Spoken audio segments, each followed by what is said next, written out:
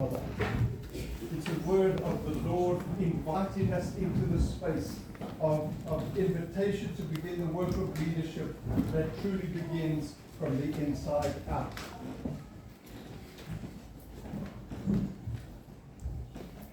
I'd like you to just have this picture in your mind as we go today. These two things. The one is a butterfly doesn't strive to remain a caterpillar. It becomes what it was created to be. And each and every one of you may not feel that you're a leader, but you were created not only in the image of God, but you were created to be a leader. And there's more for you in this process. So if you keep that picture of that butterfly in your mind, you weren't intended to be a caterpillar forever. You intended to be created and become a butterfly.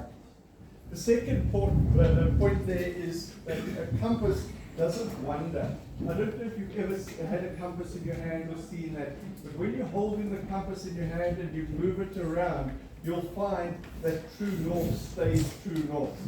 That the true north doesn't move around. It stays exactly there. And that's an encouragement to you as well, because we're called to both of these things. We're called to a transformed life, and we're called to a aligned direction, and that is how we lead from the inside out. I love African proverbs and in African cultures there's a saying, the stranger is like the water you borrow. You treat it with care, for you will need it again. And that reminds me how important it is for us as leaders to be welcoming and to be treating people in our ministries and in our parishes so that they feel that they belong, even though that they might not believe. The interesting thing here is you can't give what you don't have. If you yourself haven't been transformed, and you yourself aren't on this journey. Now, I know that we'll never reach perfection, and I know that transformation is a process. But if we are not on that journey, how are we going to be able to enable other people and to have their lives transformed as well?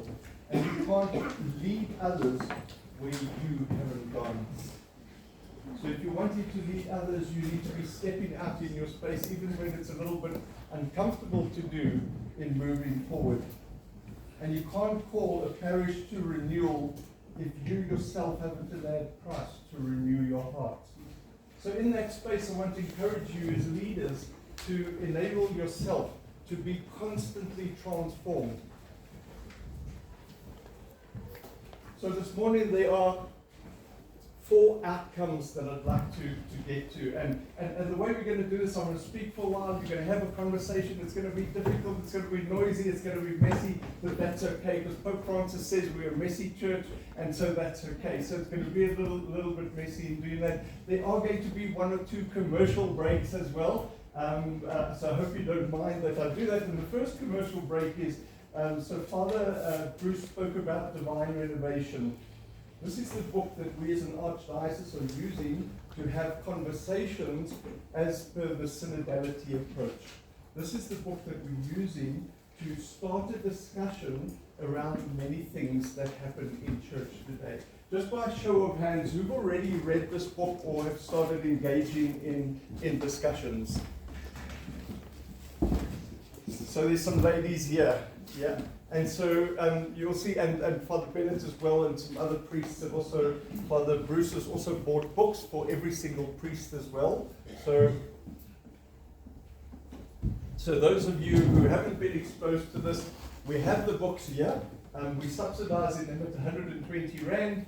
They're normally 350 if you go on to and buy them on Amazon or anywhere else. But I'd like to encourage you in terms of the work that you're doing in your parish, is to start having a look at this and to start having discussions like these ladies have been doing here at Florida Parish and St. John the Apostle, where they've been having discussions around this book. Now, yes, this is written in an American context, so please don't say, oh, it's an American thing, this doesn't happen here. Take out of it what is relevant for you in your parish. So don't spend your time, oh, that's an American example or whatever the case is. There's amazing gems and treasures in this. So we're going to look at the vision that flows from the heart, from inside, transformation and authentic leadership. consistency and faithfulness, and a culture of invitation and belonging. If you are going to be going to Mandy or Duncan's talks today, you might hear some of this again. And that's because the impact that Divine Innovation and this process is having around the world has been super, super interesting, and we're really encouraged with that. So let's have a look at the vision that flows from the heart. And the scripture that we started here is from Proverbs 4, verse 23, and it says, above all else, guard your heart, for everything else you do flows from it. So when I spoke about people will see through your authenticity, is that if this is not coming from heart, if your leadership is not coming from the heart, if the transformation that's happening is not coming from your heart, people are going to see that. People will only follow your heart. They won't follow anything else because they will see what's happening in your heart. And I want to encourage you as leaders to consider what that looks like.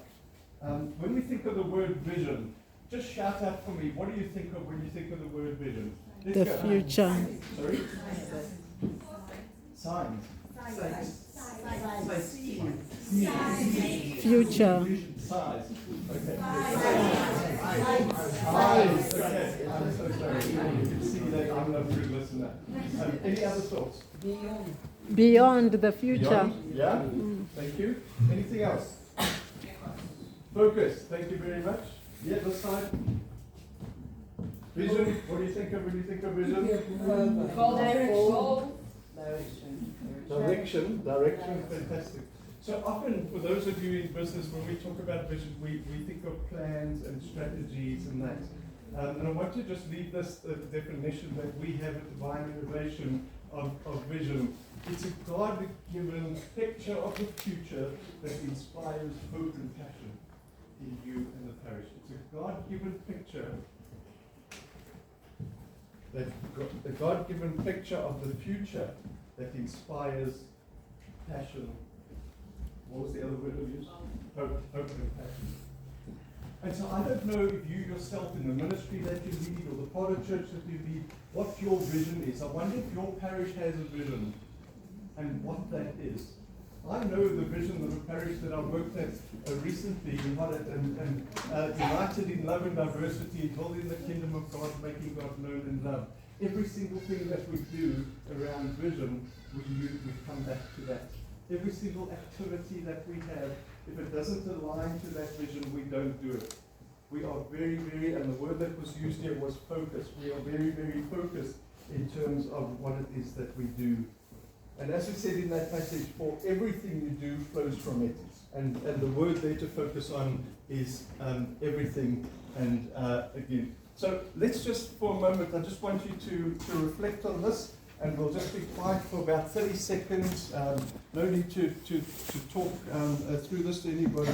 But as you think of your parish, your ministry, your leadership, where might God be inviting you to align your heart more closely to His? Just let's be quiet for a moment and reflect on that.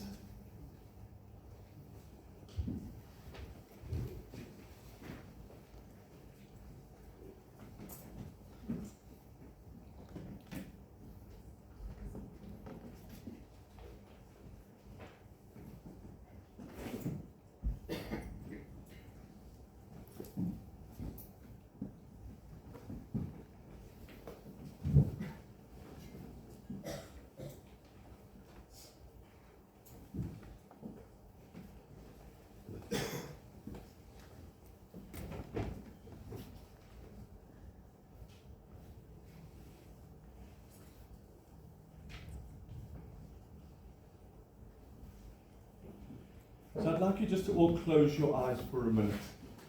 If you could just close your eyes, please. Everybody could just close your eyes. And I want you to imagine this.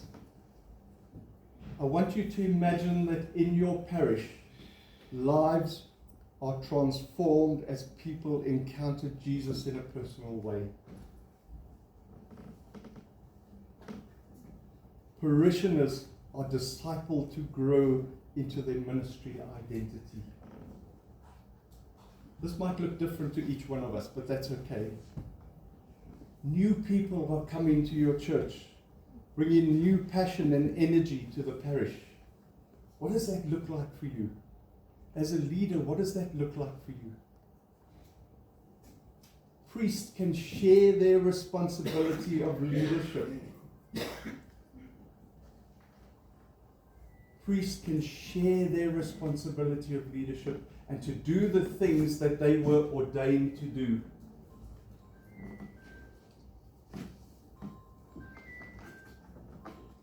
And your leadership culture in your parish empowers volunteers to step up. What does that look like in your parish for volunteers who want to be part of something? And what does it look like when everyone gets to serve out of their individual gifts and strengths? Some of you got your eyes open. I'd like you to close them because you know what? When your eyes are closed, you see better. Or that's what I believe anyway. I want you just to picture what your parish looks like. What is God putting on your heart at the moment in terms of any of those things that we touched on?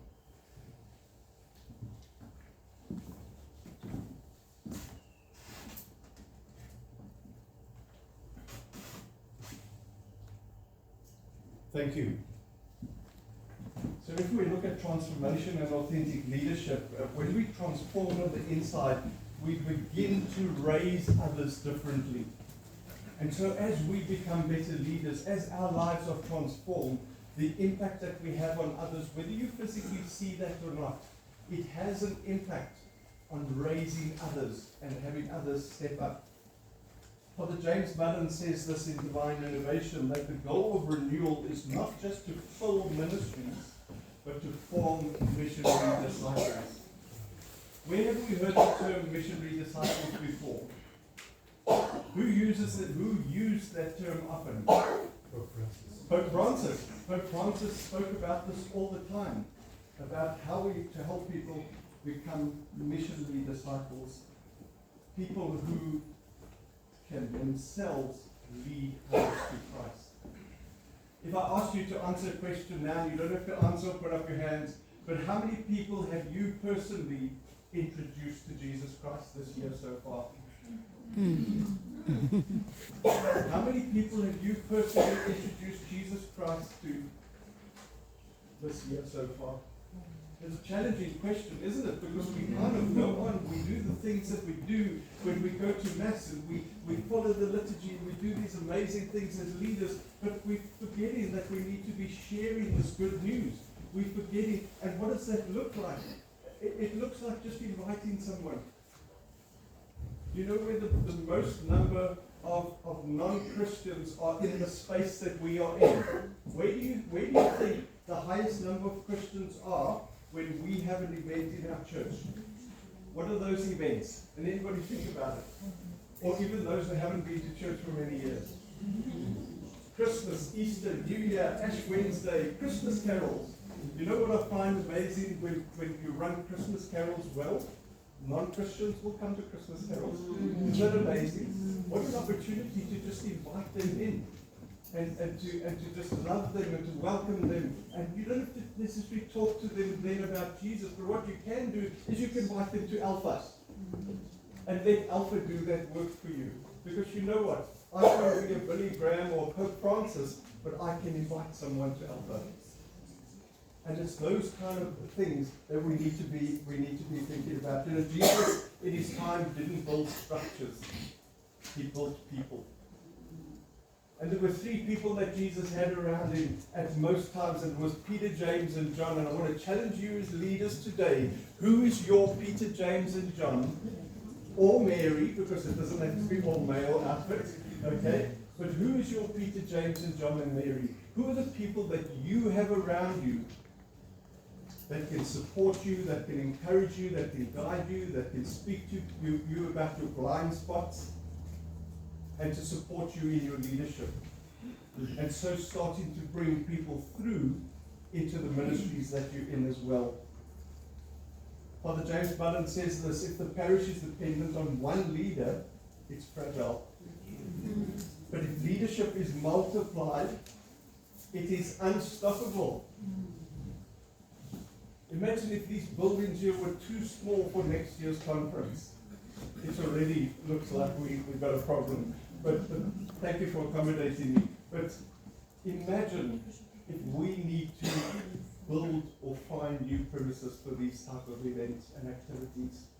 There's an African proverb that says, wisdom is like a baobab tree. No one individual can embrace it. Because we need a whole bunch of people to do that. Because leadership in our context is shared, it's relational, and it's communal.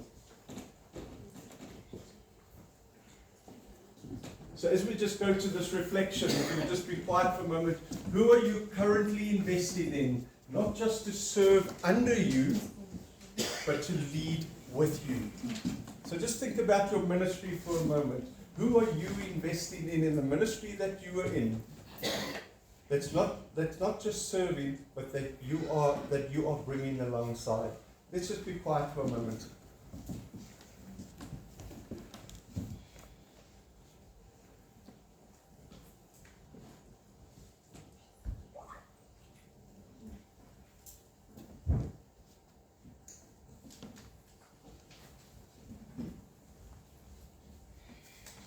Why don't you write some names down?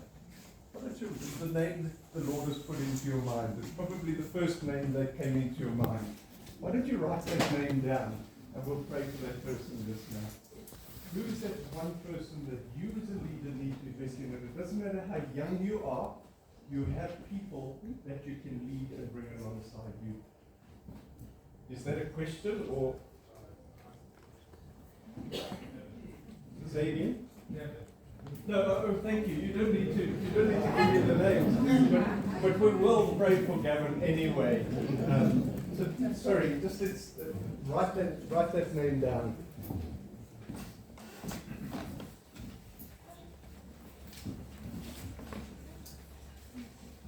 Thanks. So if we look at consistency and faithfulness, we've kind of looked at this vision, and one of our next challenges is taking this as leaders.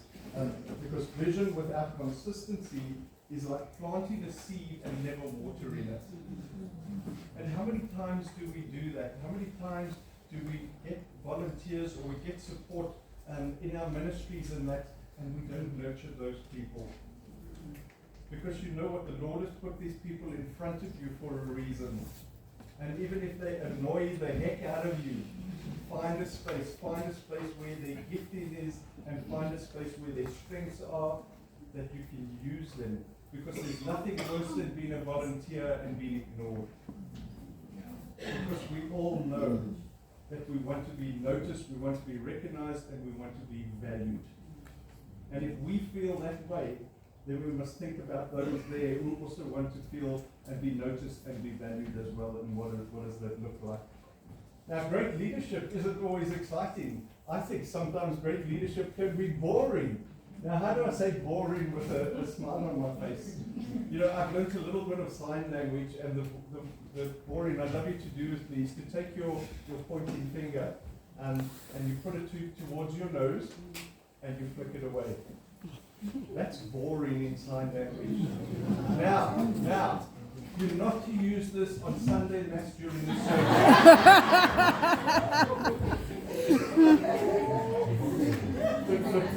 So it's just to the nose and just flick it out, and that means it's boring. And be careful how you use it. But the truth is that boring things are sometimes the most important. Sometimes they're the things we don't like to do.